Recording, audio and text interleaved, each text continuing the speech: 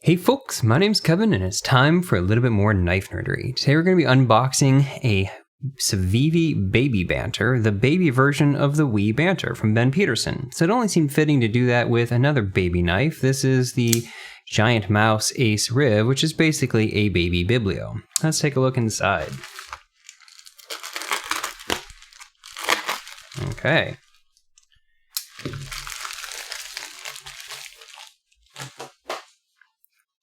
Ooh. So I did buy this used on secondary, but like new condition. Got a good deal on them, but these are pretty darn affordable to begin with. Silica gel pack. So this is coming from Civivi. The original Banter was by WE, and they moved to the Civivi line and made it much more affordable and slightly more affordable materials too when they moved to this smaller version. I think it was a pretty smart choice. Inside we get our kind of usual Civivi stuff. Oh, that's cute. We got our little Banter sticker. This is one of the colorways this came in, but I opted for the version that is a stonewash finish blade and black G10 handles, and it still has the blue titanium thumb studs that you would see on the original. Wow, this is indeed tiny, and it's even smaller than this Riv. I brought out a couple other small knives, but let's just see how this works. Oh, that's delightfully snappy. How's that fit in hand? Oh. Okay, so here's the thing. I didn't buy this knife because I thought it was going to be doing anything particularly novel and interesting from an engineering and nerdy perspective. I bought this knife because I thought it was just going to be an incredibly good knife for my kind of use cases. Small EDC knives. I have quite a few of those. Centering is dead on. And it's a category. Yeah, I got my hand in the way. Whew. It's a category that I really like. It's a category that there we go, find really useful. And so whenever I find just a well-designed, well-made version of one, it's usually pretty darn appealing to me. So I think where this is going to show up in my channel is as part of a small knives side-by-side. Oh, wow, the detent on that is very good. Just very snappy. So this is Black G10. This is Nitro V blade steel. They bumped down from, I think the other one was an M390 or something like that, down to 20 CV. And by doing so, they're able to pull this down to the, about $60 price range. It's going to depend on where you shop. You can buy a version of this directly from Ben Petersen's benbanters.com. And you can get it, he calls it the What Is Up Guys edition, where you get the exploded banter mat and everything like that. Yeah, this is really easy to reverse flick. It's a small knife, so you have to kind of position it in your hand in a way that lets you still anchor the base. Because when you're reverse flicking a knife, you kind of need 3 points of contact so that it's stuck in your hand and it's not going to pivot out of your hand as you're applying pressure. And so it's a little bit different trying to anchor something this small, but that detent is so well positioned, and this is just such good access back here that this flicks out super, super easily. Oof. Okay, how does this stack up to some other things? Actually, before I do that, let's talk a little bit about what happened in this knife. What did he do and why? Because he's gone on the record in a couple of places about what went into this design and how he laid it out the way he did. And I think he made some really smart choices. One of the things he did right off the bat is made their pocket clip reversible. And that's something that he said he regretted not doing the first time around because it's so easy to make this inset. And on a knife this kind of universal and unassuming and that it would just kind of work for everyone knife, it should work for everyone. And so it's really nice seeing that he did that here. There we go. It doesn't matter to someone like me because I'm right-handed, but it's just really nice that it's more approachable that way. Next, he recessed this scale and give this a little bit of jimping right here, and it's a specific kind of jimping that I think I'm pretty anti-jimping on lock bars, but this is a kind that is still effective. It gives you just a little bit of grip. Now it's still not really grip in the direction you're going. It's grip on this direction, not really this direction, but it's a good sharp edge here, and not sharp in a uncomfortable way, but sharp in it's really easy to get traction on it kind of way. And because this is recessed, that really is very easy to unlock. The lock bar strength on that is pretty firm, which is why you're able to get, part of the reason why you're able to get good detent, but also part of the reason why you're not going to have this like really, really fall shut.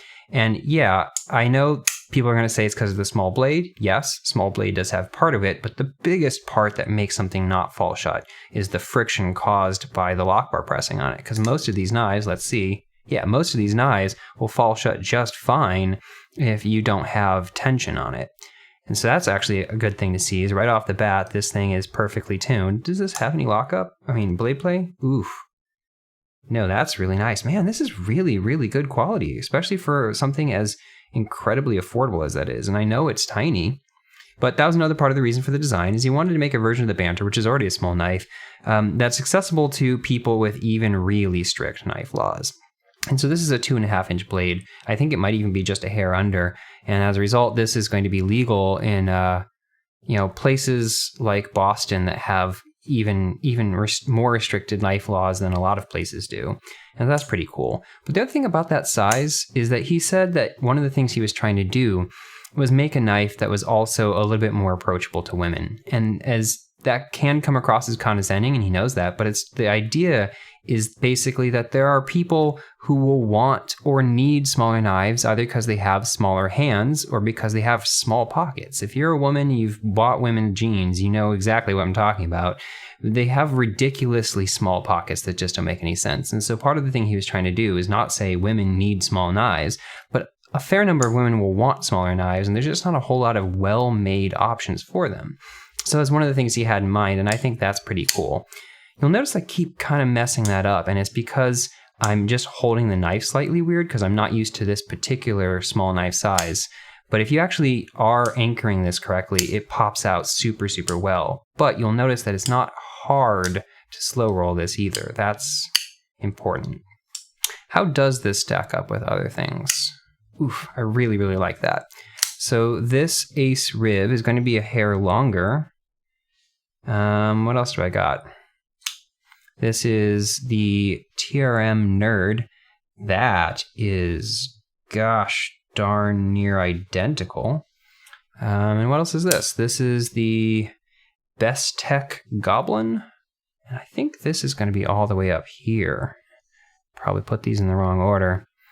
And it's interesting because this is in a very, very different price point than these other folks. Like this is, I think, in the 150-ish range. This version of this is coming in at about 185, but there's versions in titanium that go over 200.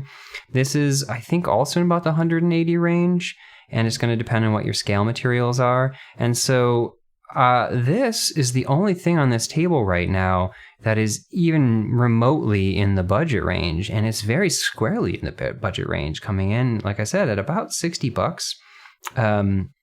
Now, yeah, we're talking LMAX steel, M390 steel. I honestly don't remember what this is in, S35 VN. And so compared to those Nitro V, that's where the V came in my mind with VanX. Nitro V is not as high end of a steel as those, but actually as steels go, Nitro V is a fantastic steel. It has like really pretty good edge retention, really pretty good corrosion resistance because of that extra nitrogen. It's just a good steel. And so I'm really glad that we get to see that happening in the use of that in these more budget ranges, because it means that you can have performance that's pretty darn good and everything like corrosion resistance at a price point that this is still really quite affordable. Man, that's just fun to pop out. Let me look at a couple other last things. I do find that this jimping is only really touching my thumb if I have the blade canted pretty far forward in my saber grip.